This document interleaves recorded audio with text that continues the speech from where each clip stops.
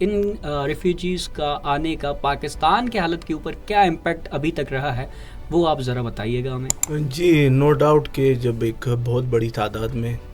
آپ کے ملک میں کوئی افغان مہاجرین کے لیے ہمارے ملک میں آ کے انہوں نے جو ہے مائیگریٹ کیا،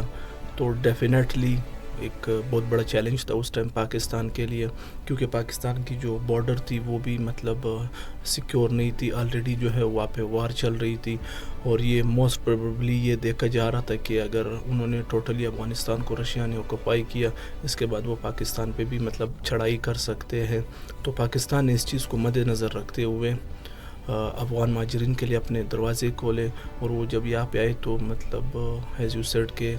بہت زیادہ پریشر تھا پاکستان پہ، اکانومی پہ بہت زیادہ پریشر تھا، ان کے رہنے سہنے کے لیے، ان کو خوراک پرووائڈ کرنے کے لیے، پھر ان کو جو ہے شیلٹر پرووائڈ کرنے کے لیے ریفیوجیز کیمپس لگائے گئے تھے، ان کو ڈیلی بیسس پہ جو ہے وہ چیزیں وغیرہ پرووائڈ کی جا رہی تھی، کھانے کی چیزیں وغیرہ جو امپورٹنٹ چیزیں ہوتی ہے لائف کے لیے، یہ سب کے سب ان کو پرووائڈ کی جا رہی تھی۔